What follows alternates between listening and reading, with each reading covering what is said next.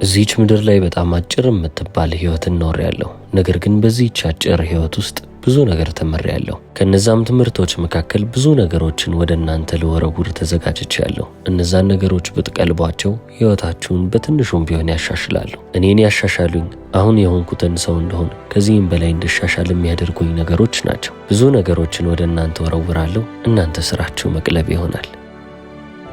መጀመሪያ ወደ እናንተ የምወረውረው ነገር ጎማ መቀየር ልመዱ የምለውን ነገር ነው። በህይወት ውስጥ የራሳችሁን ጎማ ቀይራችሁ መሄድ በጣም ትልቅ የሚባል ጥበብ ነው። እኔ ግን እያወራው ያለሁት ስለ እናንተ ጎማ አይደለም፣ ስለ ሰዎች እንጂ። ይህ ማለት ሰዎች የእናንተን እገዛ በፈለጉ ጊዜ ለነሱ እጅ መሆን፣ ሰው ባስፈለጋቸው ሰዓት ላይ ሰው ሆናችሁ መገኘት መቻል ነው። ሁለተኛ የምወረውርላችሁ ነገር የሰዎችን አይን እየተመለከታችሁ እንድታወሩ ነው። በራስ መተማመናችሁ የሚመጣው በዛው ነው። ይህንን ስላችሁ ግን ቁጭ ብላችሁ እንዳታፈጡባቸው፣ ያ ወደ ሌላ ነገር ይለወጣል። ስለዚህ አይናቸውን እያያችሁ አውሩ። ማየታችሁ ወደ ማፍጠጥ እንዳይለወጥ ግን መቼ ማየት ማቆም እንዳለባችሁ የምታውቁ ይመስለኛል። ቀጣዩ ምክሬን ዶንት ቢሊቭ ኢን ጎስት ስቶሪዝ እለዋለሁ። ለመጀመሪያ ጊዜ ከቴክሳስ ወደ ሎስ አንጀለስ የሚሄድ አጋጣሚ ሳገኝ አክቲንግን ወይንም ትወናን ልክ እንደ ትልቅ ነገር ነበር የምመለከተው። የእኔ ትልቅ ህልም ነበረ፣ ነገር ግን እንደ ትክክለኛ ሙያ ቆጥሬው አላቅም። ጓደኞቼ እንዳለ ከዛ ከቴክሳስ ወጥተው ወደ ሆሊውድ ያቀኑ ነበሩ።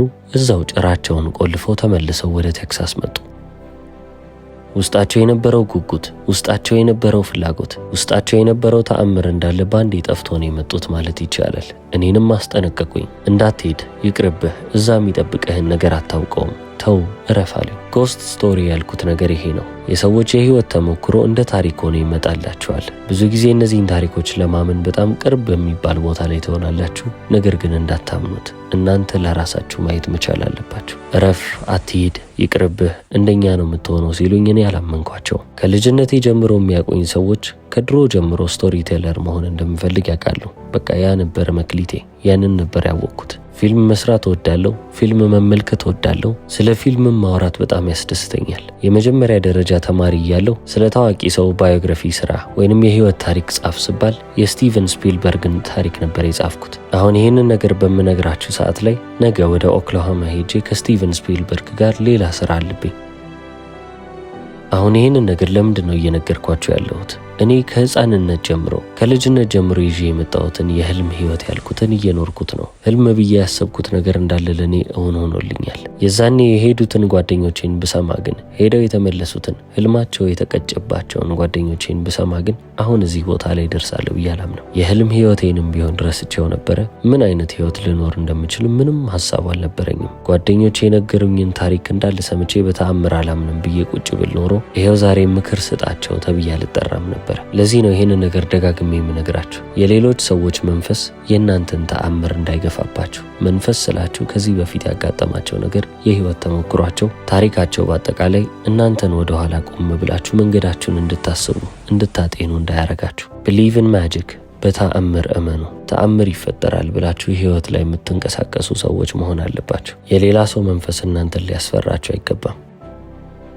አያቴ አንድ ነገር ይለኝ ነበረ፣ ምንም አይነት ጥሩ ታሪክ ከተስተካከሉ ነገሮች አይመጣም ይላል። በህይወታችሁ ታላቅ የሚባሉት ነገሮች እቅዶቻችሁ አይደሉም። ረዘም ያሉ መንገዶች፣ ማሿለኪያዎች ወይንም ሌሎች ቅያሶች ናቸው። አሁን ወደ ኋላ ተመልሰህ እዚህ መድረክ ላይ ለመገኘት ህይወትህን አቅደው ብትሉኝ እንዴትም ብዬ እዚህ እንዴት መገኘት እንዳለብኝ ቁጭ ብዬ ላቅደው አልችልም። በፍጹም ላረገውም አልችልም። ምክንያቱም በጣም ብዙ ሺህ ጊዜ ወድቄያለሁ። ብዙ ነገሮች ሳይሳኩልኝ ቀርተዋል። ከስኬቴ በላይ ውድቀቶቼ በጣም ብዙ ናቸው። በስኬት ካሳለፍኳቸው ጊዜያቶች በላይ በውድቀቶች ያሳለፍኳቸው ጊዜያቶች አሁንም በጣም ረጅም ናቸው። ቶፕ ጋን የተባለው ፊልም ላይ መተወን የፈለኩት ገጸ ባህሪ ያለ፣ ለዛም ነበረ ፈተናውን የተፈተንኩት። ነገር ግን ያለፍኩት ለሌላ ገጸ ባህሪ ነበረ። አሁን ያገኘሁት ገጸ ባህሪ እኔ የምፈልገው ገጸ ባህሪ ባይሆንም እንኳንም አገኘሁት የምለው አይነት ገጸ ባህሪ ነው። ካሰብኩት ከጠበቅኩትና ይሆናል ብዬ ካመንኩት በላይ የተሻለ ቦታ ላይ ሊያስቀምጠኝ ችሏል። ስለዚህ ህይወታችሁ በጣም ጥሩ የሚባል ታሪክ እንዲወጣው፣ ጥሩ የሚባል ፊልም በጀብድ እንደሚሞላው ሁሉ የእናንተም ህይወት በአክሽኑ፣ በኮሜዲውም፣ በሮማንሱ፣ በሆረሩ፣ በትሪዮዝ፣ በሁሉም ነገር እንዲሞላላችሁ ማድረግ አለባችሁ። በህይወታችሁ ውስጥ ስትሄዱ አንድ ልብ ልትሉ የሚገባው ነገር አለ። ህይወት እንደምታስቧት ልትሆንላችሁ አትችልም። እንዳቀዳችሁት ላይሄድላችሁ ይችላል። ታዲያ የምትፈልጉት ነገር እየመጣላችሁ ካልሆነ፣ ሁሉም ነገር ውስብስብ እየሆነባችሁ ከሄደ ልክ እንደ ማንኛውም አጓጊ ፊልም የእናንተም ህይወት በጣም እየጣፈጠ እየመጣ ነው ማለት ነው። ብዙ ታሪኮች እየተሰሩላችሁ ነው። እነዛንም ነገሮች አልፋችሁ የምትገኙበት ቦታ ላይ ትቀመጣላችሁ። ያም ነው የእናንተን ታሪክ በጣም ምርጥ ታሪክ የሚያሰኘው። የፊልም ጸሐፊዎች አንድን ፊልም በጣም ምርጥ ፊልም ለማድረግ መስራት ከሚገባቸው በላይ ቁጭ ብለው እንደሚጽፉት፣ እንደሚያስቡት፣ እንደሚያቅዱት ሁሉ የእናንተም ህይወት ጸሐፊ ህይወታችሁን ውብ ለማድረግ ጊዜውን ወስዶ እየተጠበበባችሁ ነው። ስለዚህ ነገሮች እናንተ እንዳቀዳችሁት እየሄዱ ካልሆነ እናንተ ያንን ጊዜ በደንብ ልታጣጥሙት ይገባል። የምትመለከቱትን ፊልም ገና ከመጀመሪያው የምትገምቱት ከሆነ ያንን ፊልም አትወዱትም። ጣታችሁን ግን እያስቆረጠማችሁ ከፍ ዝቅ እያላችሁ የምታዩትን ፊልም ይሄ ይመጣል ብላችሁ የገመታችሁት ሳይመጣ ቀርቶ ሌላ ነገር እየተፈጠረባችሁ ሲሄድ ግን ያንን ፊልም በጣም እየወደዳችሁ ትመጣላችሁ። ህይወታችሁም ልክ እንደዛች ፊልም ነች። ዛሬ ላይ ሆናችሁ መጨረሻችሁን በእርግጠኝነት የምታውቁ ከሆነ ያ ነገር ለእናንተ አጓጊ አይሆንም፣ አትደነቁምም። ዛሬ ላይ ግን ሆናችሁ ምን እንደምትሆኑ ሳታውቁ ስትቀሩ፣ አነውን ወይንም በማይታወቅ መንገድ ላይ ስትሄዱ፣ ሰዎችም የትም አይደርስም ከንቱ ነው ብለው ሲጠብቋችሁ፣ እታች ነበርኩ ብላችሁ ያሰባችሁ ሰዎች ነገ ደግሞ መገኛችሁ የት እንደሆነ ላታውቁት ትችላላችሁ። መጨረሻውን የሚያውቀው ጸሐፊው ነው። ስለዚህ በግድ መጨረሻውን ካላወቅኩት ልትሉ አይገባም። ምንም አይነት ታላቅና ምርጥ የሚባል ታሪክ ከጥሩ ነገሮች ብቻ አይመጣም። ይህንን ምክር ከተቀበላችሁኝ ወደ ቀጣዩ አጭርና ብዙ ጊዜ ወደ ሰማችሁት ምክር ልምጣ። የእናንተን ምርጥ የሚባሉ 5 ሰዎችን ምረጡ። ሁሉም ነገር በእድል ሊሆን አይችልም። አንዳንዴ ዝም ብሎ የመጣው ይምጣ ብላችሁ ልትቀምጡም አይገባም። የትዳር አጋራችሁን ስትመርጡ በጣም መጠንቀቅ አለባችሁ። ከሁሉም በላይ ግን ምርጥ የምትሏቸውን 5ቱን ጓደኞቻችሁን በደንብ አድርጋችሁ ምረጡ።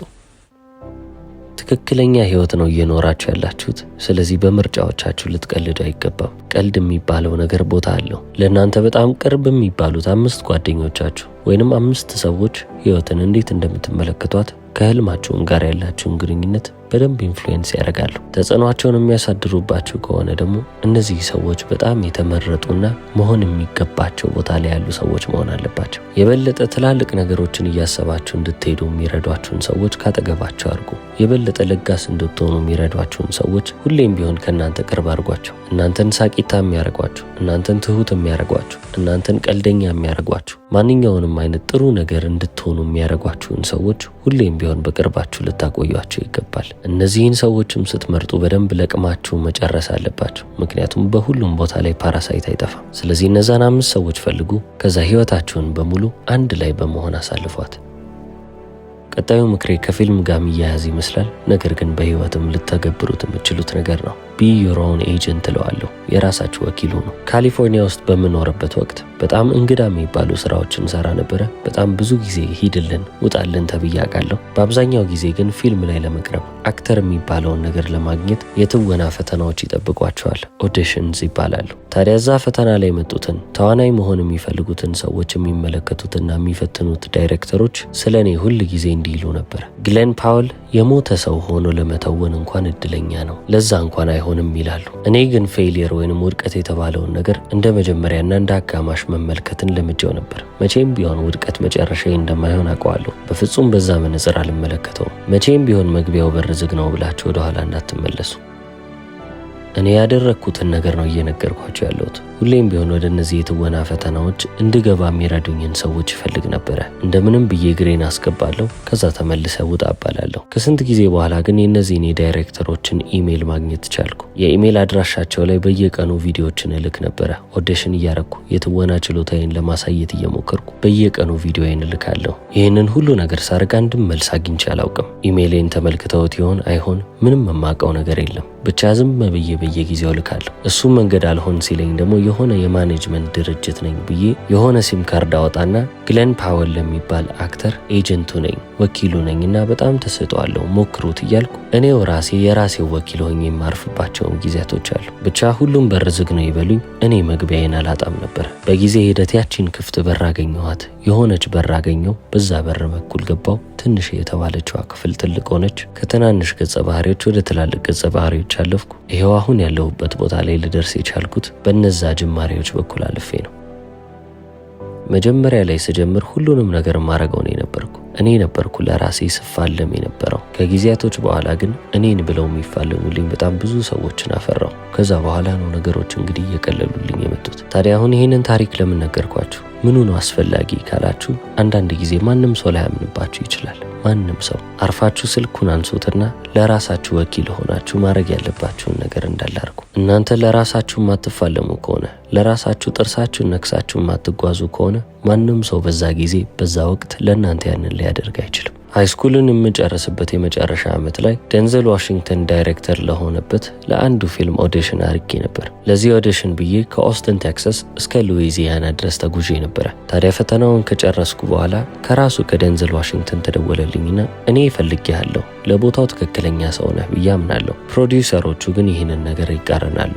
በቂ ነህ ወይንም ደግሞ በስለሃል፣ እንደ ትልቅ ሰው ሆነሃል ብለው አያምኑም አለኝ።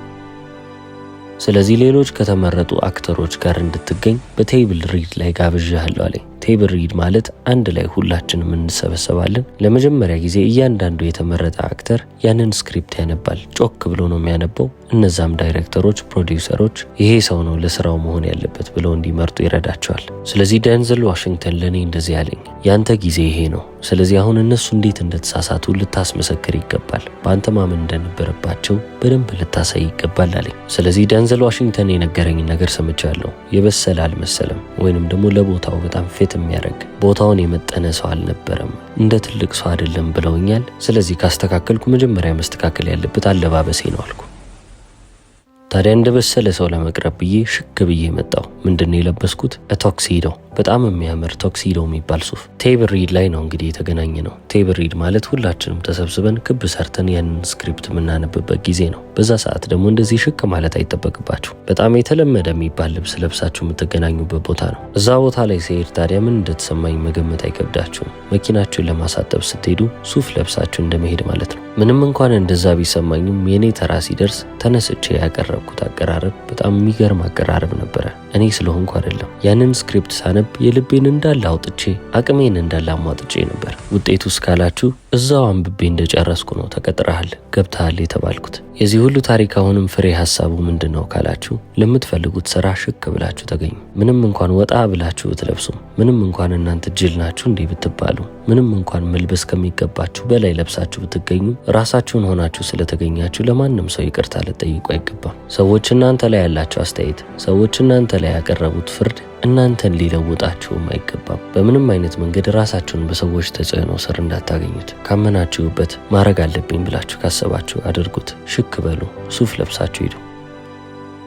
ቀጣዩ ምክር የምሬን ከልብ የምመክራችሁ ምክር ነው። የሰው ቤት ስትሄዱ፣ ድግስ ላይ ስትጠሩ፣ ወይንም ማንኛውም ቦታ ላይ ስትጋበዙ ባዶ እጃችሁን በፍጹም እንዳትሄዱ። አቅማችሁ የፈቀደውን ነገር የሆነችም ትንሽ ነገር ብትሆን አድርጋችሁ ሂዱ። ትንሽዬ ኬክ፣ ስጋ፣ ለስላሳ የሆነች ነገር ብቻ ይዛችሁ ልትሄዱ ይገባል። ከሰው ጋር በጋራ መብላት፣ መጠጣት፣ ማዕድ መጋራት በጣም ውብ የሚባል የህይወት ተሞክሮዎች ውስጥ አንዱ ነው። ስለዚህ ይህንን ነገር እንደ ቀላል ነገር አትመልከቱት። ባዶ እጃችሁን አትሄዱ ስል ግን ምሳሌያዊ ትርጉምም አለው። እኔን እንደ አክተር ማንም ሰው መቅጠር ሳይፈልግ ሲቀር የትወና ስራ እስኪመጣ ብቻ ብዬ ቁጭ አላልኩም። ስክሪፕት ጽፋለሁ፣ ጋዜጣዎች ላይ ጽሑፍን አወጣለሁ፣ ለፕሮጀክት የሚሆን ገንዘብ አሰባስባለሁ። በምንም አይነት መንገድ እዛ ቦታ ላይ ላሉ ሰዎች እኔ እንደ ግብአት ሆኜ ለማገልገል ነበረ ፍላጎቴ። እኔን እንደ አሴት ለነሱ የሆነ ተጨማሪ ነገር እንደሚያመጣላቸው ነገር እንዲመለከቱኝ ነበር ማስበው። በህይወትም የተማርኩት ነገር ቢሆን ይሄ ነው። ሰው መጥቶ ስራ እስኪሰጣችሁ ድረስ አትጠብቁ። ወደ ጠረጴዛው ላይ ስትመጡ የሆነ ነገር ይዛችሁ ለመምጣት ሞክሩ። ማንም ብትሆኑ ምንም ብትሆኑ የሆነ የምታቀርቡት ነገር አለ። ህይወታችሁንም ስትኖሩ ልክ እንደ ሳንታ ክሎዝ ለመኖር ሞክሩ። መስጠት መስጠት መስጠት፣ ሁሌም ቢሆን እየሰጣችሁ ለፉ። ስትሰጡም ደግሞ እቀበላለሁ ብላችሁ እንዳታስቡ። ከነዛ ሰዎች ምንም ነገር አትጠብቁ።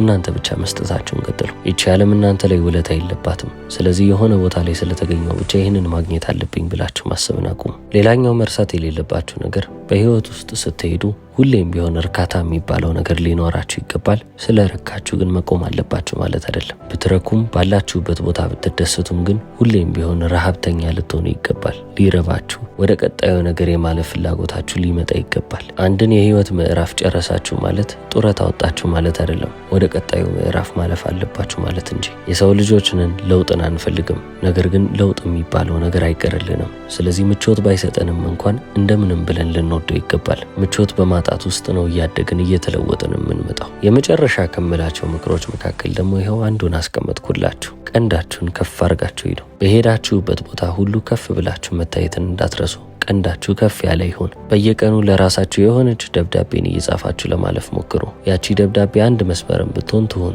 ሜሞሪ የምትባለዋ ወይንም ትውስታ የምትባለዋ ነገር በጣም የምትሸውድ ነገር ነች። አይምሯችሁ ከሚያስታውሰው በላይ የሚረሳው ይበዛበታል። ስለዚህ አጀንዳችሁ ሁሌም ቢሆን የእናንተ ማንጸባረቂያ ቦታ ይሁን። በመጨረሻም ቅድም እንዳልኳችሁ ትልቅ ቀንድ ይኖራችሁ። በግ ሆናችሁ እዚች ምድር ላይ ልትኖሩ አይገባም። እናንተ ተከታይ ሳትሆኑ ፈርቀዳጅ መሆን ይገባችኋል። ትልቅ ቀንድ ይኖራችሁ። አሜሪካን አክተር ኤንድ ስክሪን ራይተር ግሌን ፓወር። ስለተከታተላችሁኝ አመሰግናለሁ። ቻው።